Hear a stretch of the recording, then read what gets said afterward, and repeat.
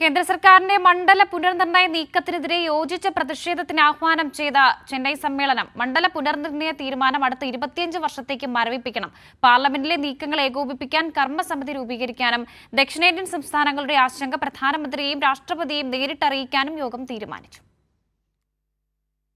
ജനസംഖ്യാടിസ്ഥാനത്തിലുള്ള മണ്ഡല പുനർനിർണയ നീക്കത്തിനെതിരെ ഒറ്റക്കെട്ടായ പോരാട്ടത്തിന് ആഹ്വാനം ചെയ്താണ് ചെന്നൈയിലെ സമ്മേളനം അവസാനിച്ചത്.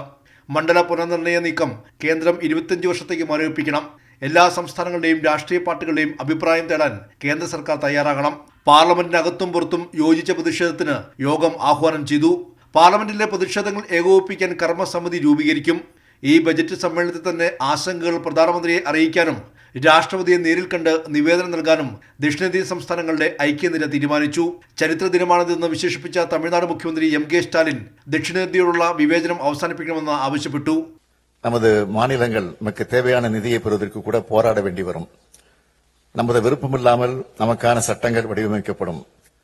நமது மக்களை பாதிக்கும் முடிவுகள் நம்மை அறியாதவர்களால் எடுக்கப்படும்.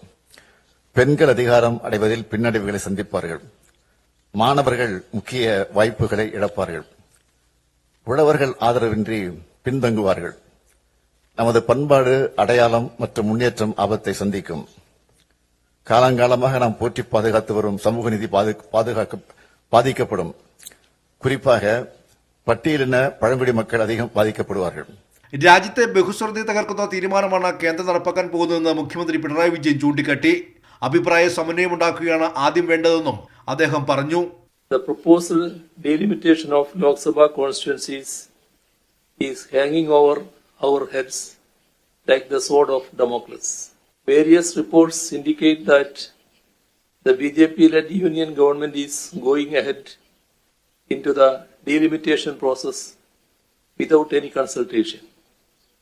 This sudden move is not driven by any constitutional principle or any democratic imperative, but by narrow political interests.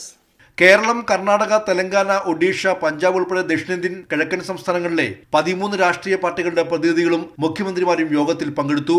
Telangana മുഖ്യമന്ത്രി രേവന്ത് റെഡ്ഡി, പഞ്ചാബ് മുഖ്യമന്ത്രി ഭഗവന്ത് മാൻ, കർണാടക ഉപമുഖ്യമന്ത്രി DK ശിവകുമാർ എന്നിവരും ഒഡീഷ മുൻ മുഖ്യമന്ത്രിയും BJD നേതാവുമായ നവീൻ പട്നായിക്കും YSR കോൺഗ്രസ് നേതാവ് ജഗൻമോഹൻ റെഡ്ഡിയും വീഡിയോ കോൺഫറൻസിംഗ് വഴിയും പങ്കെടുത്തു. കേന്ദ്ര നീക്കത്തിനെതിരെ ദക്ഷിണേന്ത്യൻ സംസ്ഥാനങ്ങളുടെ ഐക്യവും ശക്തിയും വിളിച്ചോതുന്നതായി മാറി ചെന്നൈയിലെ സമ്മേളനം. കൈരളി ന്യൂസ്, ദില്ലി.